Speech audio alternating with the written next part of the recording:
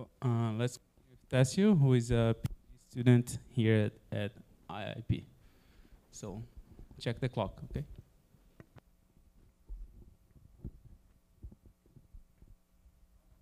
So.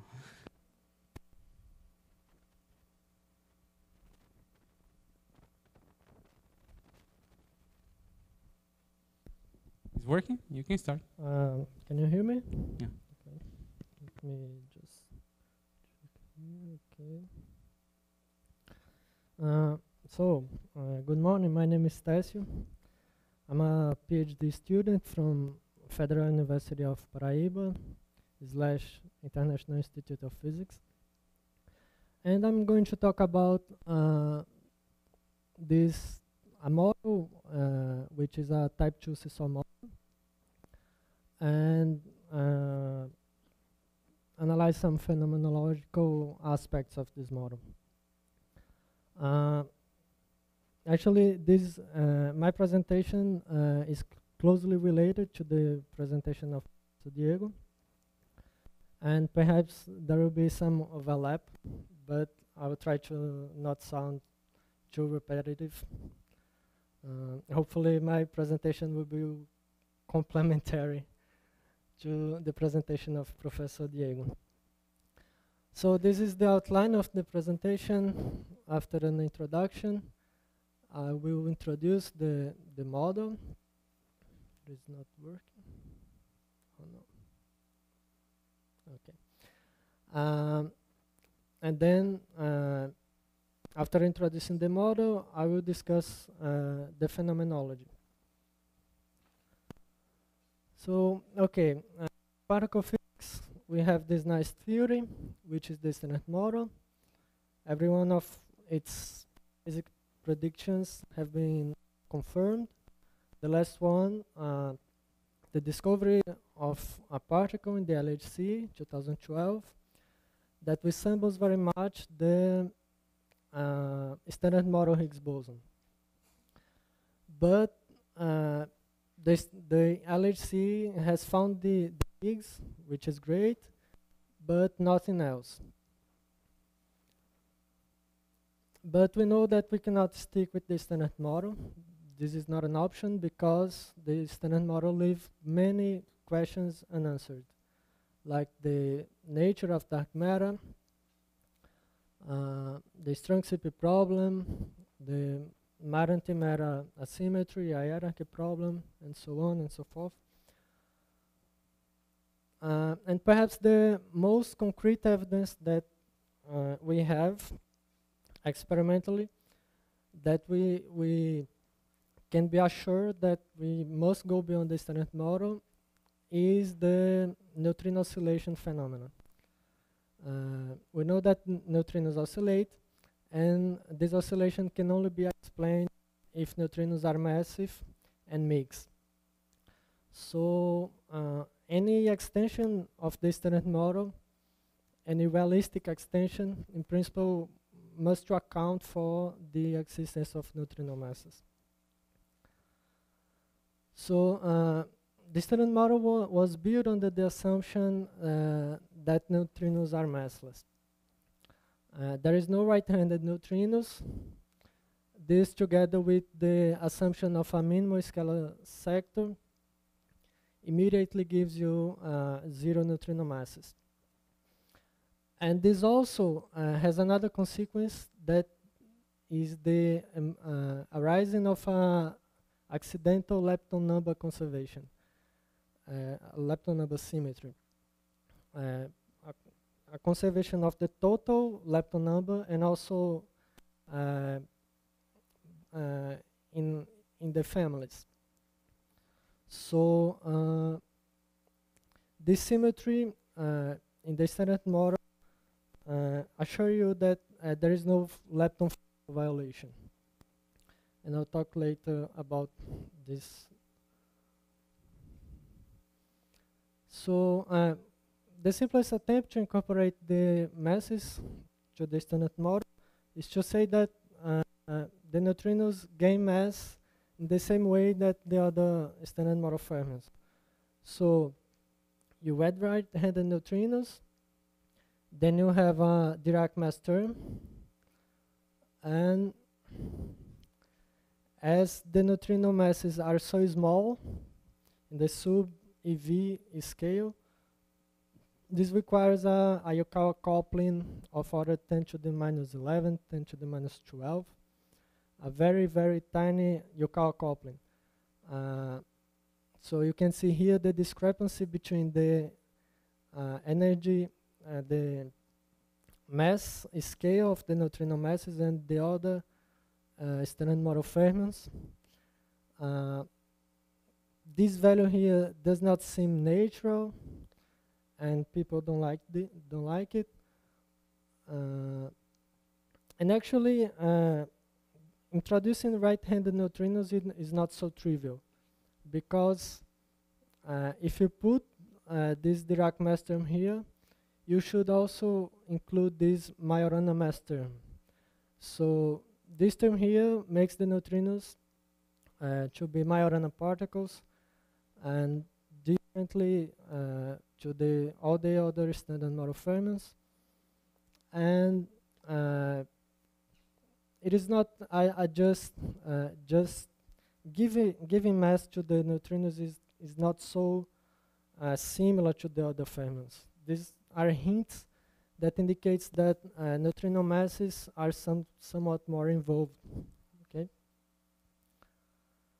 and then comes the seesaw mechanism. There is a dimension 5 operator that generates neutrino masses, the so-called Weinberg operator, and this operator can be realized in three different ways. The first one is to introduce right-handed neutrinos. Then you get type 1 seesaw. You can also include a triplet of scalars or a triplet of fermions. Then you get type 2 and type 3 seesaw. So I will focus in the type 2 seesaw case when we have a triplet of scalars. Now, jumping to the Higgs doublet model. This is one of the simple and most popular extensions of the standard model. I think it is very popular because of its simplicity. You are just adding a second doublet to the scalar content of the standard model, which I already have one. And it is a calculable framework. You can do a lot of things and see clearly what's going on. But despite of its simplicity, it's a very rich framework, because you can play with charged scalars, pseudo-scalars. You can have dark matter in the inert version. You can have CP violation and try to do baryogenesis. You can have axions, and so on. So it's a simple model and very rich. So this is the whole parameter. It describes the relation between the W and Z gauge boson masses. And in a model in which you have more scalars, you can easily spoil this relation, which is very well measured, to be very close to 1. And the standard model predicts it to be very close to 1. But with more scalars, in general, you have this situation here. But by this formula, you can see that you can add an arbitrary number of scalar doublets of hypercharge 1, and you don't disturb this row parameter. So in this 2 Higgs doublet model, you get this for free. Another consequence of introducing extra scalars in your model, as discussed by Professor Diego, is the appearance of these flavor-changing neutral currents. What is this? These flavor-changing neutral currents appear when the fermions that can mix famous from the same quantum numbers, like electron, mu, and tau. They get masses from more than one source. Whenever you have these, you will generate flavor-changing neutral currents. And this is the situation in the two-Higgs doublet model. If you just put the doublets there, you end up in this situation, and you have couplings like this. You have a neutral scalar coupling to the S quark and the D quark, and this induce oscillation in this K meson, K bar. So this oscillation is already predicted in the standard model and is very well measured. The problem is these kind of processes are very suppressed. Experimentally, you know that these processes are very feeble. So in the case of the two-Higgs doublet model, you predict this oscillation at true level. And this is not acceptable. At least you can tune the Yukawa coupling here to avoid the constraints, but you have to tune the Yukawa couplings in all the other channels, because there are lots of processes that, like this, which are very suppressed, and you have to do a very delicate fine-tuning. So this situation is very dangerous in principle. So we try to avoid this flavor-changing neutral currents. And the usual way to do that is by including a Z2 symmetry. You make one of the doublets be odd and the other even, and then you can cancellate the appropriate Yukawa terms to avoid this. Just for instance, you can have this cancellation, and this situation you don't have this. And it can be shown that there are only 4 possibilities to do these cancellations and to be free of this problem. And this gives rise to the 4 types of two-Higgs doublet model. However, this symmetry has an impact also in the scalar potential. This is the full potential without any symmetry. But when you impose the discrete symmetry, there are these terms that violate this, and you have to get rid of them. So your scalar becomes this. This is potential is Z2 symmetric, but the scalars will develop vacuum expectation value. And when this happens, this discrete symmetry will be spontaneously broken. So when this happens, you generate domain walls. And these domain walls makes the model to be unviable cosmologically. So to avoid this domain wall problem, you have to keep one of these terms that violate explicitly the symmetry, and this term makes the domain wall in principle will be avoided. But this is a situation, this usual two Higgs scenario, when you have the flavor changing problem, you put a Z2 symmetry, you immediately break it explicitly. It seems quite arbitrary. It's an ad hoc procedure. You put a lot of things by hand, and would be better if we had a more appealing way to do that. And this way is to, instead of a Z2 symmetry, let's include a U1 gauge symmetry. This gauge symmetry here can also do the job to make the model free of this flavor changing neutral currents, and there is no domain wall problem associated with that with it. And also, a U1 symmetry is well motivated by its own. You have an extra gauge boson. You can do a lot of interest in phenomenology. It can serve as a dark matter portal, etc. So the basic assumption, the basic requirement, in order to this U1 symmetry solve this flavor changing problem, is to require that the doublets have different charges from one another.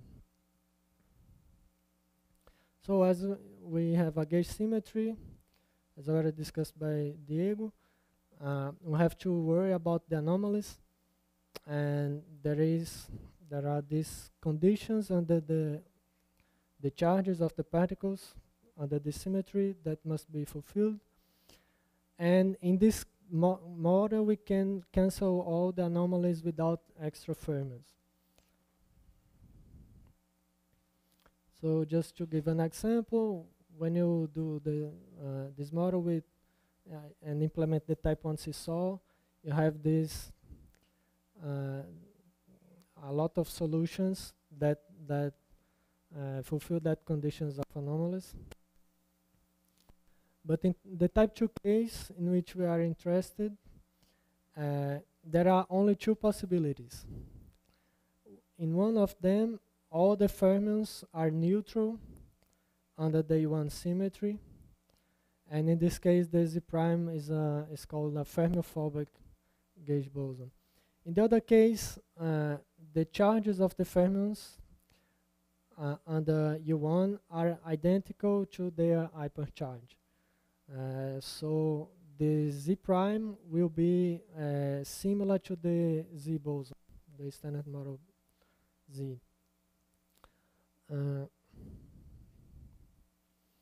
And in the case when this gauge boson is light, it can behave like a dark photon. In fact, there is a competition between this parameter here, which is the kinetic mixing parameter, and the gauge constant of group. So in the case when this parameter dominates, the Z prime is like a dark photon, and there are several constraints on this kind of particle. You can see here that this mixing parameter is constrained to be, here is epsilon squared.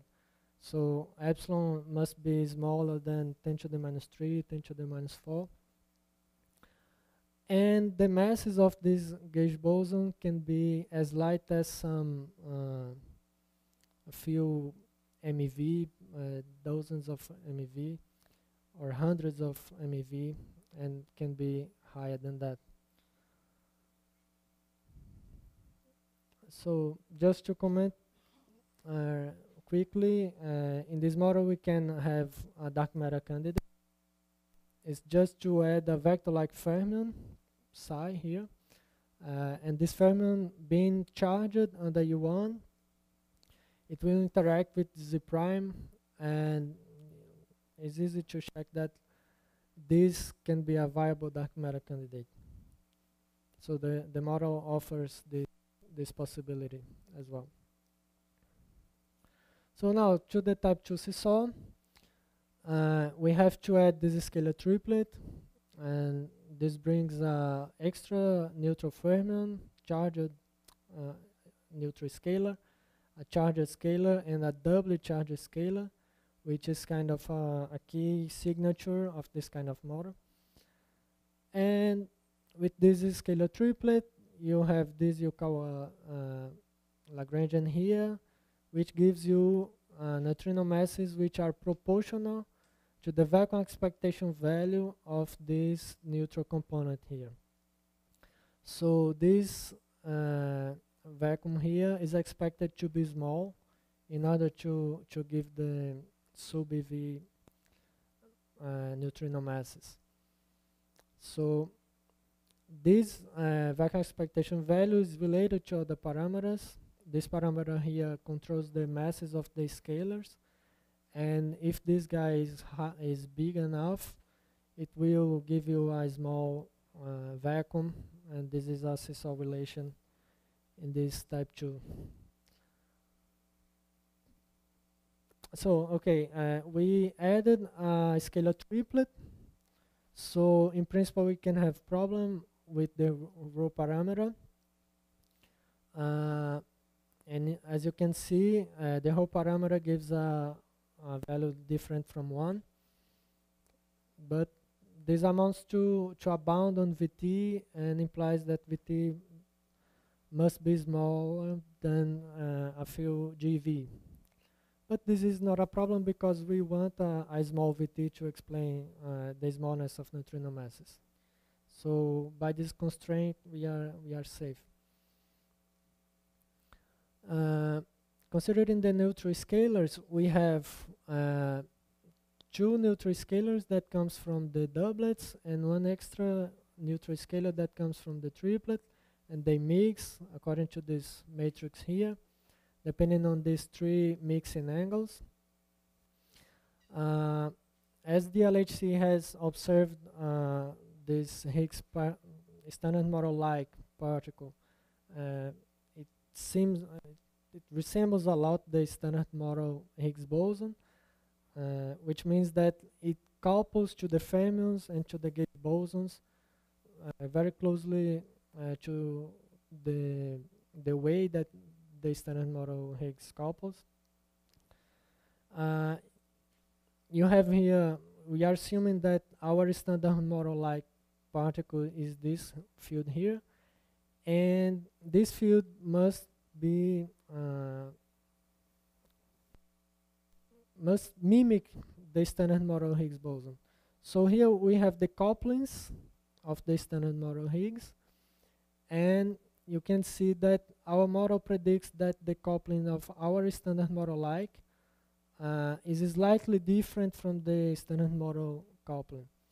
So these numbers here must be very close to 1 to fulfill this constraint by the LHC. And this implies that these mixing angles alpha 1 and alpha 2 must be very small. And in fact, alpha 1 and alpha 2 are proportional to Vt over V. And as I said before, Vt is very small because neutrino masses are proportional to it, and these angles will be very small. So we naturally get these small angles. So by doing these constraints here reduce to these ones, and there are 2 mixing angles left. So in order to these numbers be close to 1, you have this condition. Alpha has to be close to beta. And when you do that, you have the couplings as required by the LHC, and this is so-called the alignment limit. That's the constraint that when you have extra scalars in your model, you have to fulfill this alignment limit to have a standard model like Higgs boson. And in our model, as you can see, we get it quite naturally. Okay, now to the doubly charged scalar. It is the most interesting charged scalar in this kind of model because it provides a very clean signature in the colliders. The background associated with the kind of processes in which this particle is involved is smaller than the other charged scalars, for instance. So you expect to have bounds more stringent under this doubly charged scalar as compared to the other charged scalars.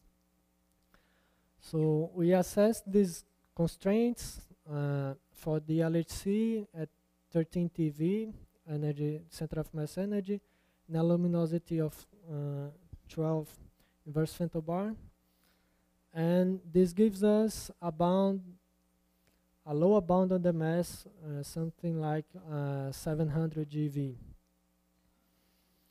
And we also analyze the prospects for the upgraded versions of the LHC, the high luminosity and the high energy LHC. And these machines will be able to probe masses of this scalar particle as high as a few TeV.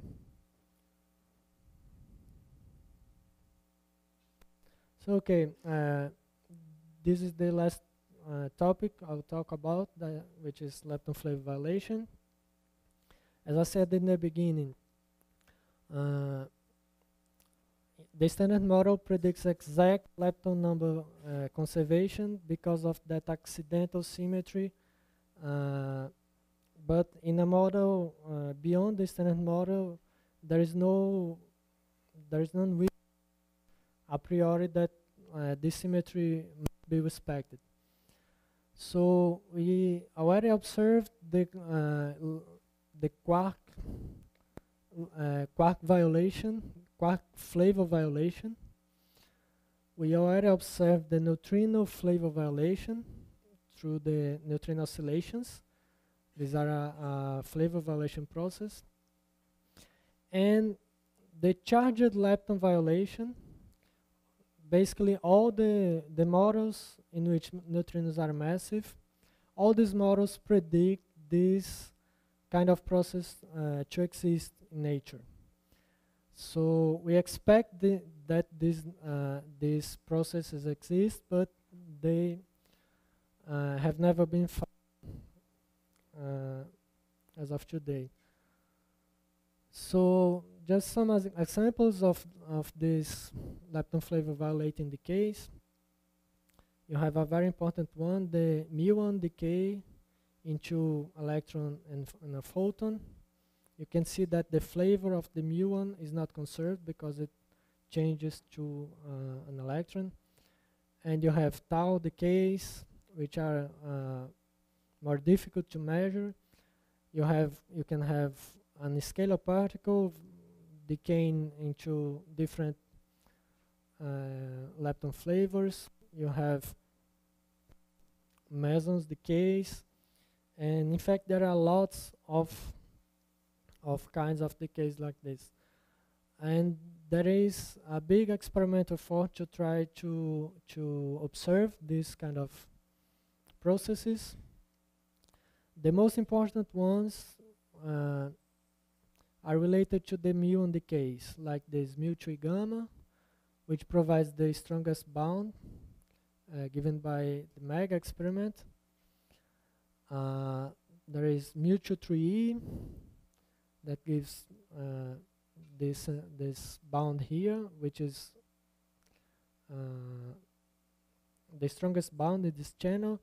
And there are future experiments planned, MEG2, mu3, that promises to increase this sensitivity by a few orders of magnitude.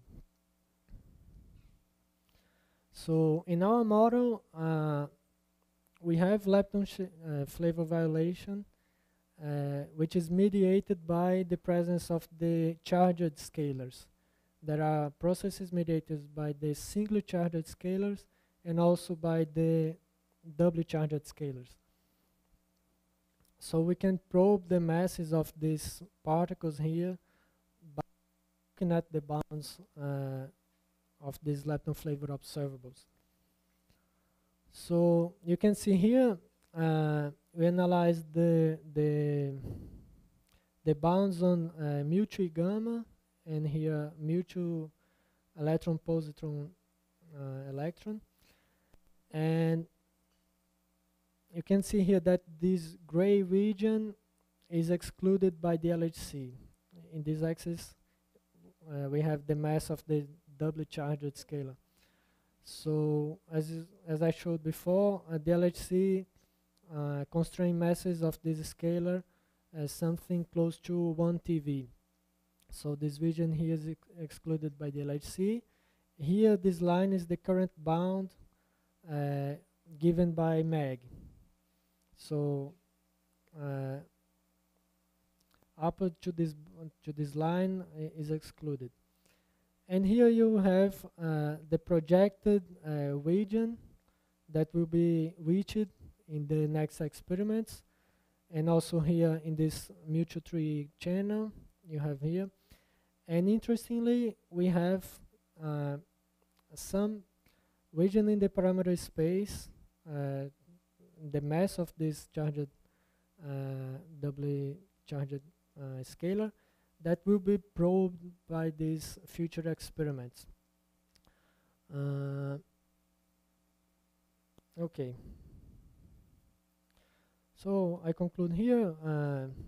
In summary, we have a model which we think is a better version of the usual two-Higgs doublet model, which is free from its main problems. In this model, we included neutrino masses, and we can have also a dark matter candidate, and we analyzed the constraints of this on this model by several observables like collider, lepton flavorchanging, and that's it. Thanks.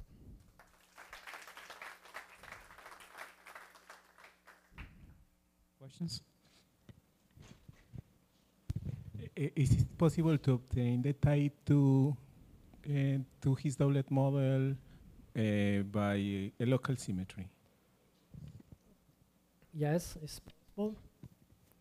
But in this case, the anomaly cancellation